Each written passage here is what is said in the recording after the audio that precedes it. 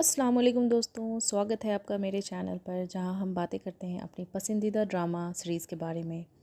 आज मैं लेकर आई हूं ड्रामा शेर का एपिसोड 14 और 15 का डिटेल्ड रिव्यू, जिसमें एक के बाद एक खुलते हैं कई राज और सामने आता है शेर जमा का वो चेहरा जो शायद अब तक हमने पूरी तरह नहीं देखा था। तो चलिए बिना देर किए शुरू करते हैं।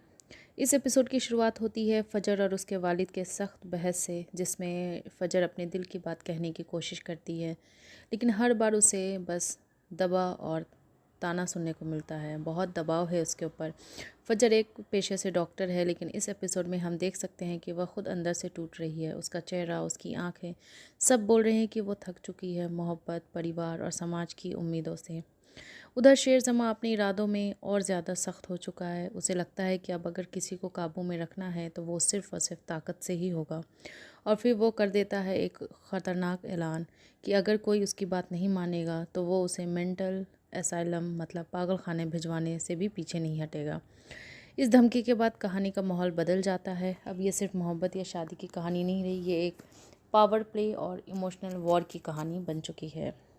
इस एपिसोड में सबसे पावरफुल मोमेंट वो होता है जब शेर ने पूरे परिवार के सामने अपनी पोजीशन क्लियर की, मैं जो चाहूँ वही होगा। और ये लाइन सिर्फ डायलॉग नहीं थी, ये एक धमकी, एक चैलेंज और एक साइकोलॉजिकल अटैक भी था। फजर इस पूरे माहौल में बिल्कुल खामोश है, लेकिन उसकी खामोशी में भी बहुत कुछ कहा गया है। वो टूट रही है, लेकिन वो अंदर से बहुत बिखर चुकी है।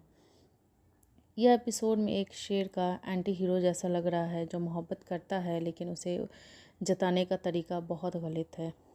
वो इज़्ज़त और हुकूमत के नाम पर फ़जर को एक एसेट समझ रहा है, इंसान नहीं।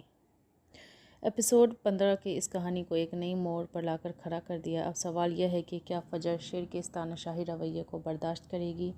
क्या वो वापस उसी रिश्ते में जाएगी जहाँ सिर्फ डर और दबाव है? और क्या वाकई शेर किसी को मेंटल हॉस्पिटल भिजवाएगा या सिर्फ एक डराने की चाल है?